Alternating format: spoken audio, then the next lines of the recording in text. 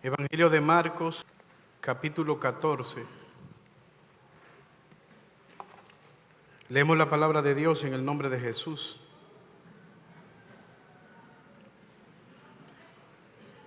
Dos días después era la Pascua y la fiesta de los panes sin levaduras. Y buscaban los principales sacerdotes y los escribas cómo prenderle por engaño y matarle. Y decían, no durante la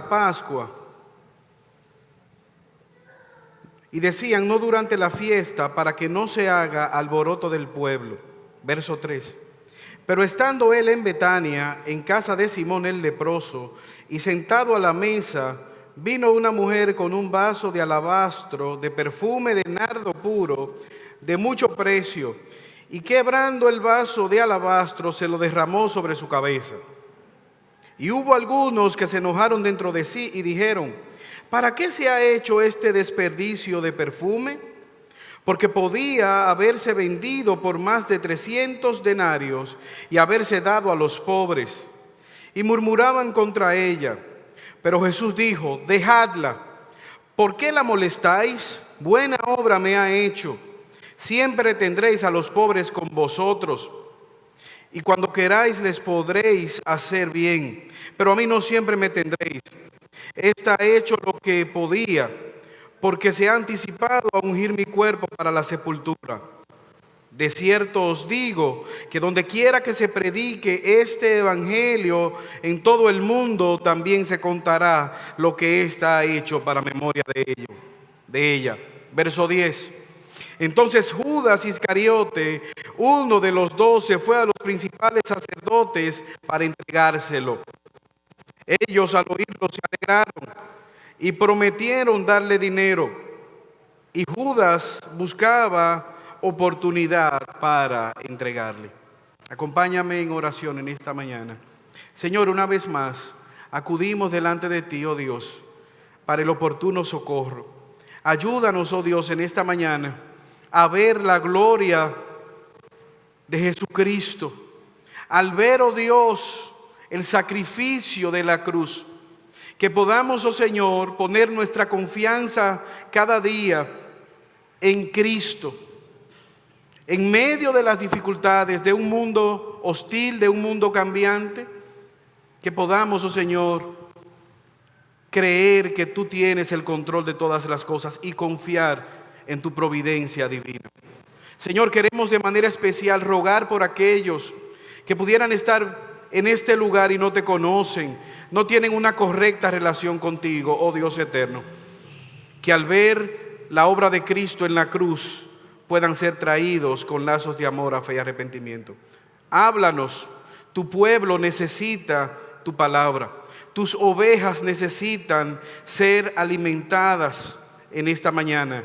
Aliméntanos por medio de tu palabra predicada, con claridad, con autoridad, con misericordia, porque te lo pedimos por los méritos de Jesús. Amén.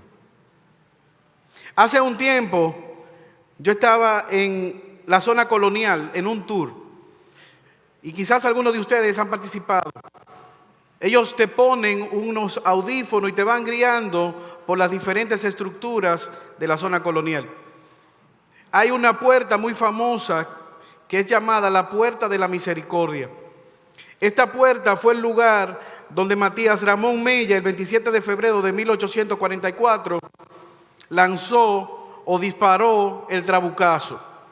Algunos dicen que se llama de la misericordia porque personas querían entrar luego de aquel evento. Otros dicen que había una iglesia en la cercanía y que frecuentemente se clamaba por misericordia para la ciudad.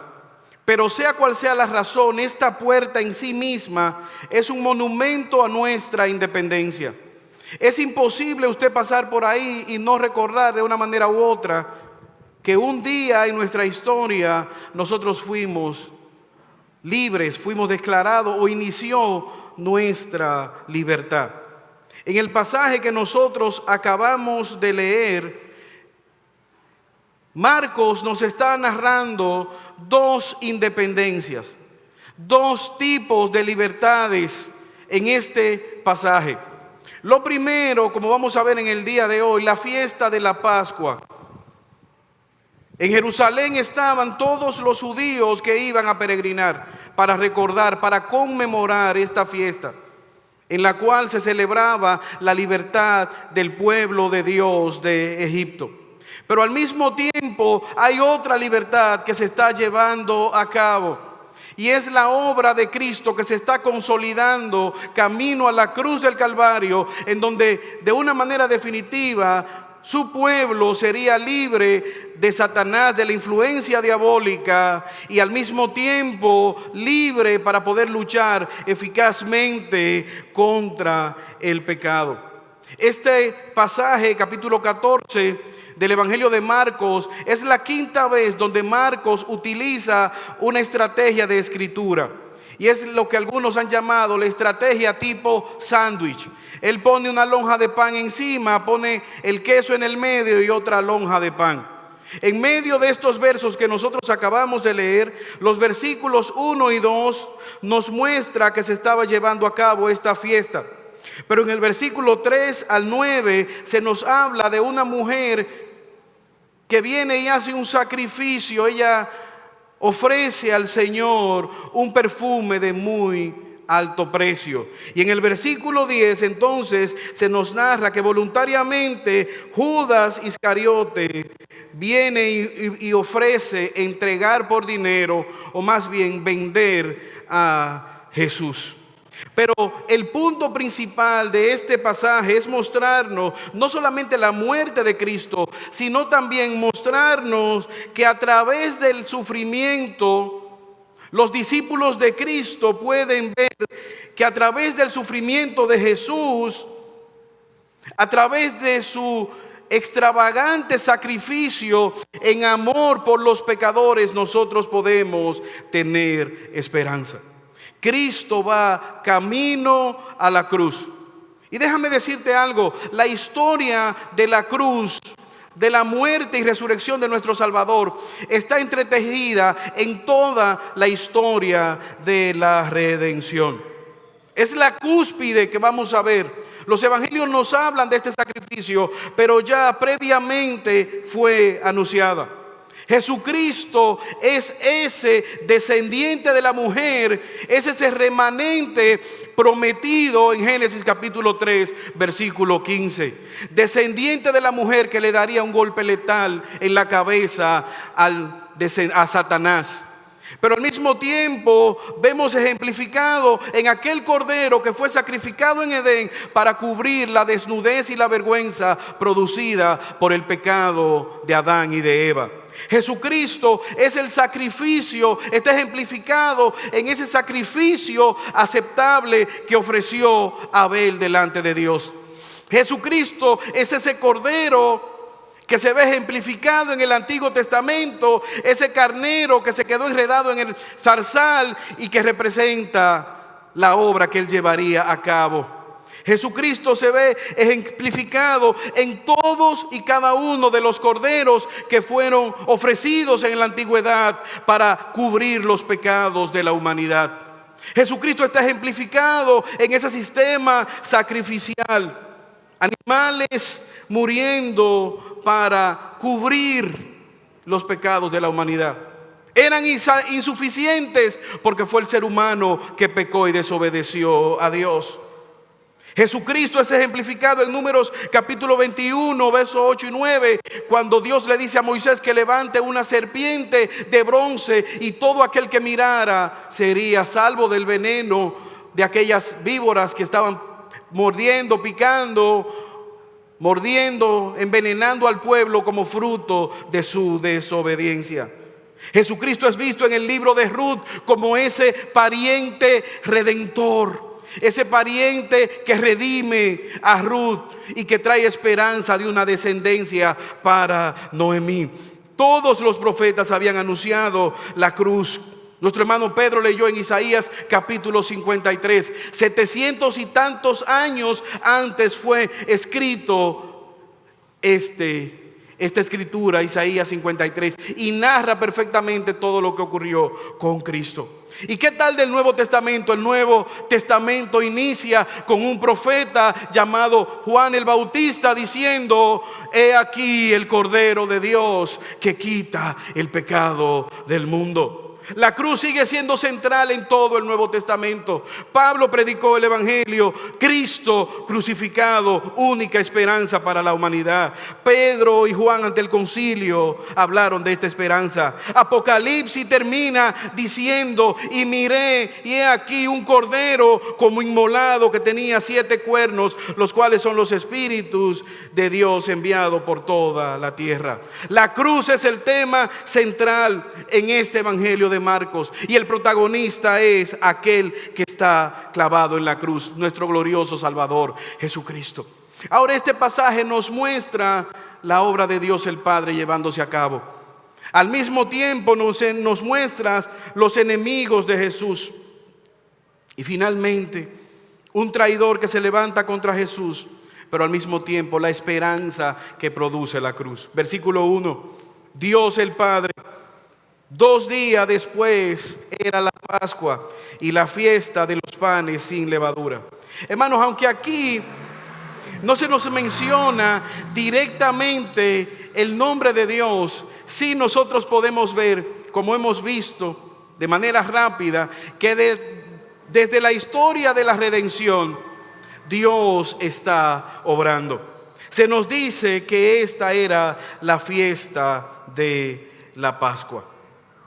Y esta fiesta es la Passover, significa pasar por encima. Era la fiesta que se celebraba para conmemorar el día en el cual, cuando el pueblo de Dios estaba esclavizado en Egipto, Dios envió plagas. Y una de las peores plagas, la última de los juicios de Dios para los egipcios, fue la muerte de los primogénitos.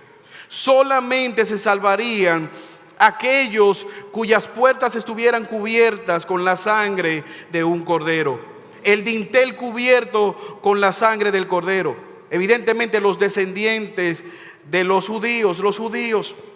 Y ellos remembraban esta fiesta llamada la fiesta de la Pascua. Pero 2 días después iniciaba la fiesta de los panes sin levadura. Y esta fiesta consistía en comer panes, como su nombre lo dice, amargo, con hierbas amargas, panes sin levadura con hierbas amargas. Y ellos constantemente conmemoraban esta fiesta. Israel está llena de judíos. Hay una gran multitud de gente que está esperando que un día Dios enviaría al Mesías. Por eso el texto nos dice que ellos no querían matar a Cristo en la fiesta de la Pascua. Y una razón obvia: todo el pueblo está ahí y Jesús tiene seguidores. Ellos no querían inquietar, no querían armar un disturbio. Ahora, Dios está en control. Dios está dirigiendo la historia. Dios no está jugando a los dados. Jesús sabía que había llegado su momento. Jesús había anunciado que Él moriría en la celebración de la Pascua. ¿Cuál fue el propósito de Jesús? Él vino, Marcos capítulo 10, verso 45, para dar su vida en rescate por muchos. El cordero que sería sacrificado para satisfacer la justa ira de Dios. Durante 3 años y medio, sus enemigos una y otra vez han tratado de matarlo. Pero Él vino con ese propósito. Y a veces, hermanos, nosotros leemos textos en las Escrituras y no nos detenemos a reflexionar. Pero la Biblia nos enseña en Mateo capítulo 2, versículo 11, que cuando Jesús nació, los magos que vinieron de Oriente vinieron a regalarle algo al recién nacido. Y generalmente cuando un bebé nace le regalan pañales, sabanitas, cosas que puedan ser útiles en ese proceso. Pero a este niño le regalaron oro, ejemplificando que es un rey. Pero al mismo tiempo le regalaron incienso. que dice que este rey es divino. El incienso apela a la divinidad de este niño. Pero hay un tercer regalo, les regalaron mirra. La mirra era utilizada para embalsamar cadáveres. Y Mateo nos dice, el Espíritu Santo, que su madre al ver esto guardaba, atesoraba estas enseñanzas. Desde su nacimiento, aquel niño tenía el trayecto pautado. Dios había determinado su nacimiento, su vida, su muerte y también su resurrección. Herodes trató de matarlo al matar los recién nacidos, pero no pudo lograrlo.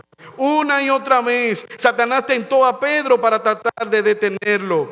Los romanos una y otra vez habían planificado, pero no es cuando el hombre quiere, es cuando Dios decide que se van a llevar a cabo las cosas. El hombre tira los dados, pero es Dios quien decide cómo han de caer. Desde un punto de vista humano, el sufrimiento de Cristo es una tragedia, pero como vamos a ver, es el plan de Dios llevándose a cabo. El más grande y perverso de todos los actos llevados a cabo contra un inocente vino a ser el más grande acto de amor realizado por un Dios santo. El Padre castigando al Hijo que es inocente para acercarnos a nosotros, hijos rebeldes, para que podamos tener comunión con Él. Dios reconciliando al mundo a través de Jesucristo. Ahora, hermanos, esto debe llenarnos a nosotros de confianza, porque a través de la obra de Cristo, en momentos oscuros como lo que estaban viviendo los apóstoles, al escuchar a Jesús decir estas cosas, que Él iba a morir, que lo iban a matar, que Él iba a entregar su vida, nosotros también pasamos por momentos difíciles. Y déjame decirte que no son los gobiernos, que no son los legisladores los que deciden el final de la historia. No son los gobernantes y sus guerras. Por más oscuro que estén los tiempos, que de hecho lo están, no es la agenda de los LGBT, no es los legisladores haciendo leyes anti Dios. Es el Dios que gobierna la historia y que Él ha prometido guardarnos en medio de las dificultades. Es ese Dios descrito en el Salmo 23, que es nuestro pastor y que por amor a su nombre nos va a guardar en medio de todas las dificultades. Es ese Dios en el cual Job puso su confianza y pudo decir, aún en medio de las dificultades, yo sé que mi Redentor vive y al fin me levantará sobre el polvo, y aún después de deshecha mi alma, mi piel en esta circunstancia, yo sé que Él me va a redimir. No solamente vemos a Dios en la historia, no solamente Dios gobernó aquella circunstancia, Dios sigue gobernando nuestra historia. Él es el Dios que gobierna todas las cosas. Pero vemos en la parte B del versículo 1, los enemigos de Jesús. El plan de Dios siempre ha tenido oposición. Parte B del versículo 1. Y buscaban los principales sacerdotes y los escribas cómo prenderle por engaño y matarle. Y decían, no durante la fiesta, para que no se haga alboroto del pueblo. En el plan divino estaba que ellos se levantaran. Ellos están buscando matar a Jesús. Y a mí me llama la atención porque la manera que ellos quieren hacerlo, no tienen nada de qué acusar a Jesús. Ellos quieren buscar engaño. Ellos quieren levantar falso testimonio, como lo van a hacer. Yo tengo un amigo abogado y él me contaba algo que a mí me pareció insólito. Y es que hay personas en los tribunales que se ganan la vida levantando falso testimonio. Ellos están ahí y si alguien necesita armar un caso, necesita un testigo, ellos están ahí. Y usted se les acerca y dice, mira, necesito un testigo. Tú vas a decir que tú estabas ahí cuando él le dio 5 trompadas a aquel y yo te voy a pagar. No, si no hay problema. ¿Cómo tú te llamas? Sí, yo estaba ahí. Sí, él fue el que le dio la trompada al otro. Y nunca le había visto. Esto querían ellos hacer. Por engaño querían levantar falso testimonio para llevar a Cristo y matarlo. Quizás pensar secuestrarlo. El odio que ellos tenían les iba a llevar a hacer cualquier cosa. Mateo capítulo 26, el texto paralelo. Jesús hablando. Cuando hubo acabado Jesús todas estas palabras, dijo a sus discípulos: sabéis que dentro de 2 días se celebra la Pascua y el Hijo del Hombre será entregado para ser crucificado. Versículo 5, no durante la fiesta, para que no se haga alboroto en el pueblo. Marcos nos está diciendo algo interesante. Jesús está diciendo: en 2 días me van a matar. Ellos están diciendo: no podemos matarlo en 2 días, tenemos que matarlo después. Marcos quiere que nosotros sepamos que Dios está gobernando esta historia. Los enemigos están planificando la muerte. ¿Quiénes son ellos? Los religiosos, los saduceos, los escribas, los fariseos, los herodianos. Todos ellos están detrás de matar a Jesús. Hermanos, ¿cuál era la razón? ¿Por qué querían matar a Jesús? El texto nos dice: envidia. Ellos no soportaban que Jesús tenía más seguidores que ellos. Pero al mismo tiempo podemos ver odio hacia Jesús. Los herodianos, los fariseos y los saduceos eran enemigos. Eran secta totalmente opuesta. Y ahora lo vemos unidos. ¿Qué tienen ellos en común? El odio hacia Jesús. Por odio ellos se levantaron contra Jesús. Jesús tiene más seguidores que nosotros. Jesús nos está quitando el negocio del templo. Tenemos que quitar a Jesús de en medio. Jesús nos está acordando constantemente nuestro pecado. Jesús nos está asediando. Jesús nos está llamando al arrepentimiento y no queremos arrepentirnos. Tenemos que quitar a Jesús de en medio. No quitar nuestro pecado. No examinar a ver si es verdad lo que Él está diciendo. Jesús les retó varias veces y le dijo: redímanme de pecado, díganme que yo estoy equivocado. De hecho, 2 veces Él limpió el templo sacando a los cambistas, a los negociantes. Y ellos iban y le decían: ¿en qué autoridad tú haces lo que estás haciendo? No si está bien o está mal lo que estamos haciendo. ¿Quién te autorizó para corregirnos a nosotros? Pero al mismo tiempo, incredulidad. Renuentes a creer la verdad de Dios. Juan 3 capítulo 1, Nicodemo, principal maestro de Israel, dice: nosotros los maestros, los fariseos, sabemos que tú vienes de parte de Dios, porque nadie puede hacer las cosas que tú haces si Dios no está con él. Pero a pesar de que lo sabemos, aún así vivimos en incredulidad. La avaricia, el amor al dinero, el amor a ganancias deshonestas. Ellos habían instaurado un negocio con el templo y no estaban dispuestos a que Jesús lo echara por el piso.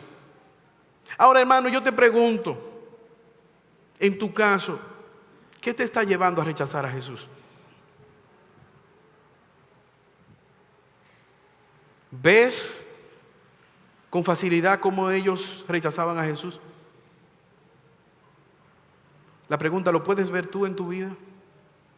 ¿Has reflexionado tú con eso? ¿Estás luchando tú con algún pasaje de las Escrituras? ¿Con algún texto? ¿Con algún pecado? Quizás, adolescente que estás aquí, te estás avergonzando en tu colegio de que te relacionen con Cristo. Y quizás piensan o te imaginas a los fariseos burlándose de Cristo. Pero quizás en el colegio te juntas con los fariseos para burlarte de otro creyente. Pero al mismo tiempo, hermano, amigo que me estás escuchando, ¿quiénes son tus amigos? ¿Qué te une con esas amistades? Estos hombres no estaban unidos por principios bíblicos. No estaban unidos porque anhelaban crecer en santidad. No estaban unidos porque amaban a Dios y querían vivir para Dios. Ellos estaban unidos porque querían deshacerse de Jesús. Ahora vamos a matarlo, vamos a quitarlo de en medio, pero vamos a guardar la religión. Vamos a hacerlo de una manera que cumplamos con la ley que el mismo Dios había dado. Es fácil nosotros ver eso. Eso hace la religión. Una fachada externa, pero sin una transformación interna. Dios el Padre está llevando a cabo su plan. Los enemigos de Jesús están actuando. Pero el pasaje nos muestra en el versículo 10, un falso discípulo se dispone a tomar la antorcha y seguir hacia adelante. Versículo 10. Entonces Judas Iscariote, uno de los 12, fue a los principales sacerdotes para entregárselo. Ellos al oírlo se alegraron y prometieron darle dinero, y Judas buscaba oportunidad para entregarle. Hermanos, es verdad que la iglesia ha sufrido desolación con las persecuciones. Es verdad que los grandes emperadores mataron a muchos creyentes. De hecho, con mucha frecuencia, los creyentes iban a los lugares a reunirse, y Nerón le untaba material que encendiera y prendía a los creyentes para iluminar Roma. Y fácilmente ellos podían toparse con algún cristiano encendido como antorcha humana para iluminar Roma en las noches. O fácilmente preguntar por un hermano y tú no supiste, a él lo lanzaron en el Coliseo romano para ser devorado por los leones hambrientos.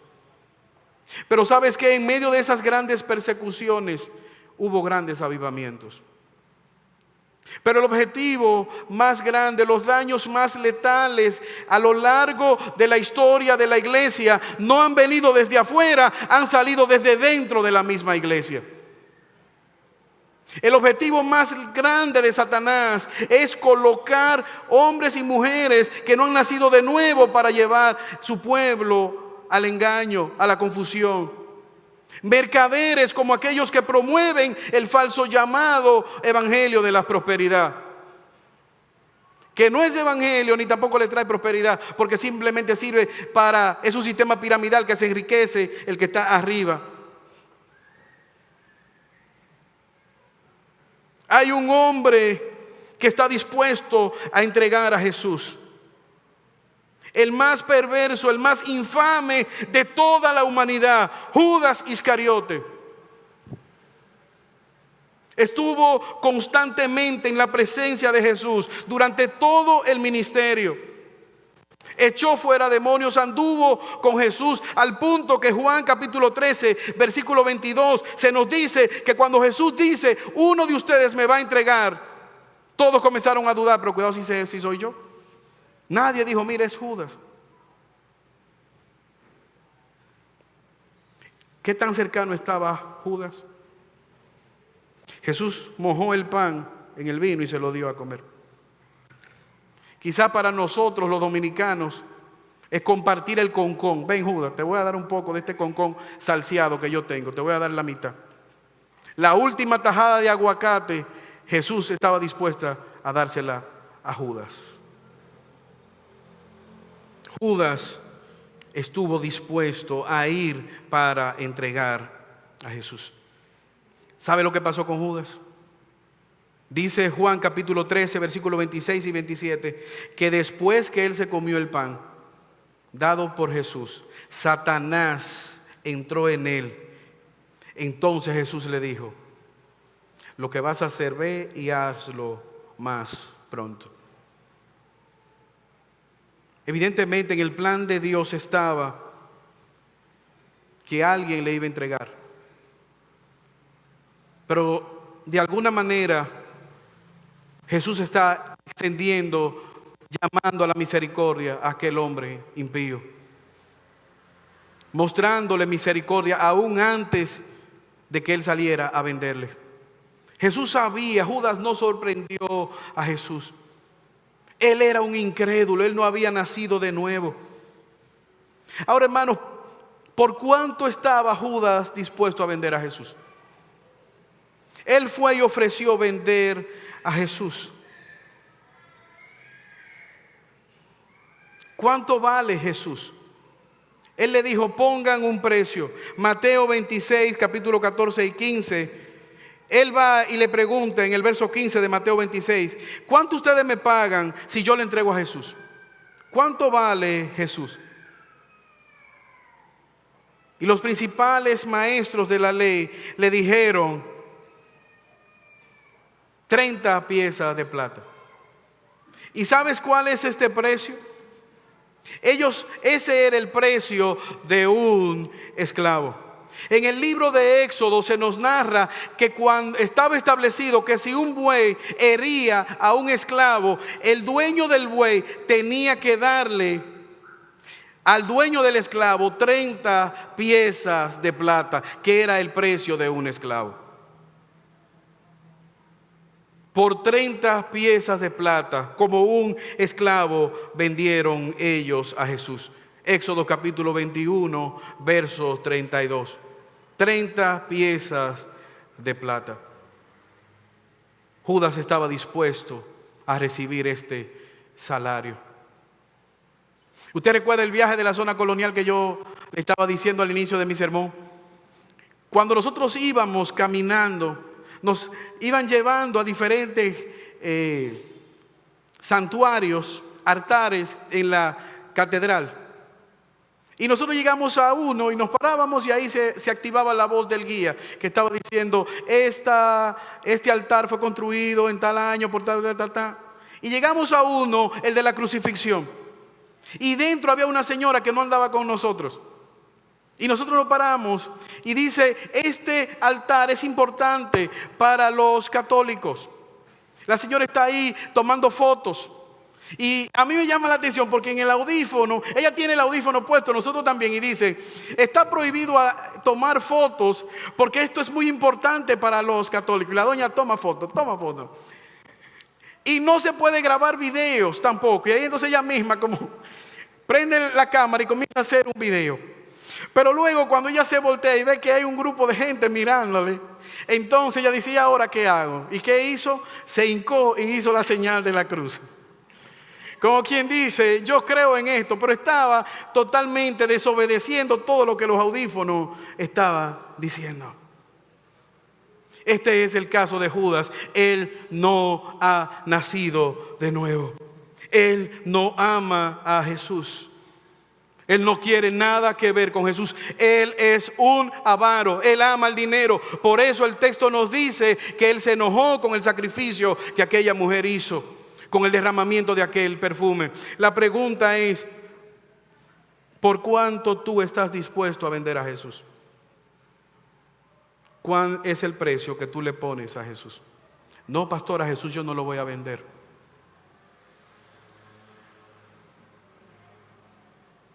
Claro que sí. Cuando tú permites que un empleo te robe el tiempo que tú deberías dedicarle a la obra de Dios, al ministerio, a tu propia vida.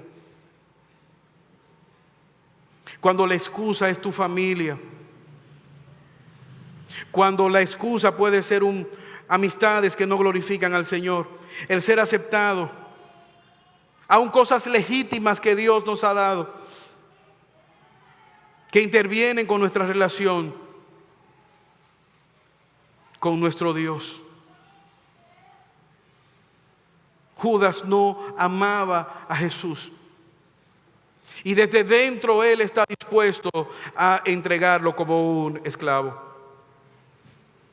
Ahora, hermanos, que hemos visto, nuestro pecado no detiene el plan de Dios. La maldad no detiene el plan de Dios. La corrupción del ser humano no detiene el plan de Dios. Nada va ni nadie va a detener el plan de Dios. Y es algo insólito. Entregando a Jesús, ellos están cumpliendo con el plan de Dios y ayudando a Jesús a que cumpla con su plan de redención. Es algo impactante que ellos creen que están destruyendo la obra de Dios y todo lo contrario, están trayendo luz a la humanidad perdida, como dice Hebreos capítulo 2, verso 14. Así que por cuanto los hijos participaron de carne y sangre, y él también participó de lo mismo para destruir por medio de la muerte al que tenía el imperio de la muerte, esto es, al diablo. Muriendo, Jesús destruyó la muerte. A través de esta obra se cumple Génesis capítulo 3, verso 15. Hay en España, en Barcelona específicamente, hay una catedral llamada la Sagrada Familia. Y esta catedral es famosa por su exuberante belleza, pero hay otra cosa que la ha hecho más famosa la catedral. Y es porque es el edificio más famoso sin terminar su construcción. Cientos de millones de euros, 138 años y todavía no se termina de construir.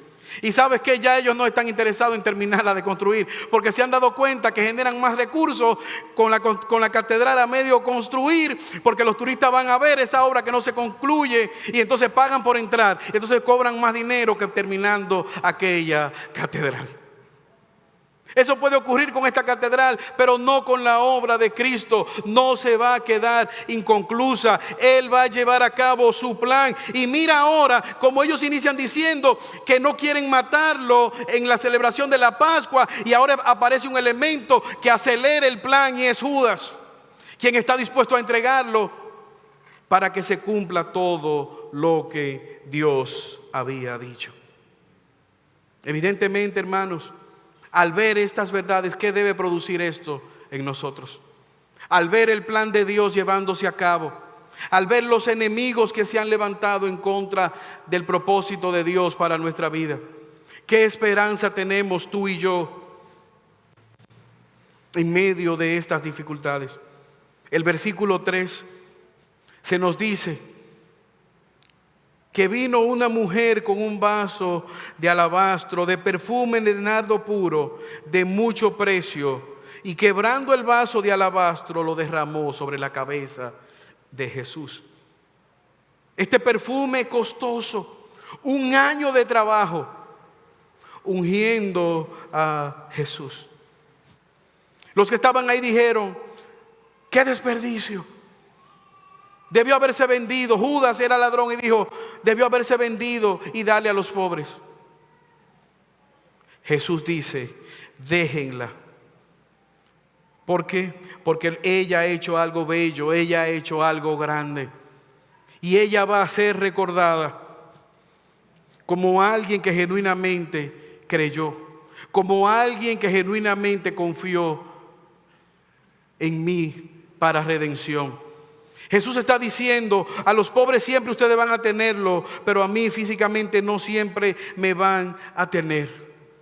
Hermanos, en medio de este muro de odio hay una ventana de amor y misericordia que se levanta por medio de esta mujer. Y dice Jesús: donde quiera que se hable del evangelio, se recordará que hubo un hombre que vendió a Jesús como un esclavo, pero al mismo tiempo hubo una mujer que, aunque en este pasaje no se nos menciona el nombre, eso no es importante, pero sí sabemos lo que ella hizo. Ella confió en Cristo y derramó no solamente el perfume, sino su propia vida, sus recursos. Ella estuvo dispuesta a derramarlo, creyendo en lo que Cristo había proclamado. Como dice el apóstol Pablo, en aquella fiesta de la Pascua, el Cordero de Dios será sacrificado. Y mira cómo lo dice Pablo en 1 Corintios 5:7. Limpiaos pues de la vieja levadura, para que seáis nueva masa, sin levadura como sois. Porque nuestra Pascua, que es Cristo, ya fue sacrificada por nosotros. Así que celebremos la fiesta, no con la vieja levadura, sino con la levadura ni con la levadura de malicia y de maldad, sino con panes sin levadura de sinceridad y de verdad. Cristo es ese Cordero. Cristo es ese Cordero pascual que no solamente ha venido a cubrir nuestros pecados, sino que Él quita los pecados del mundo. Hermanos, qué gloriosa esperanza tenemos nosotros en nuestro Salvador. No importa las dificultades, no importa el sufrimiento. Si tú estás en este lugar y puedes confiar en Cristo y que Él sea tu Salvador, sin importar lo que pase en tu vida, Él ha garantizado estar con nosotros siempre. Oremos. Señor, alabamos y bendecimos tu nombre y te damos gracias por tu palabra. Gracias, oh Cristo. Gracias, Señor. Oh Dios eterno, por la obra de Cristo. Gracias porque Él es ese Cordero, vendido como un esclavo, pero que ha traído el gozo eterno, la esperanza. Ayúdanos, oh Dios, en esta mañana a poder ver el gran tesoro que es Jesús, nuestro glorioso Salvador.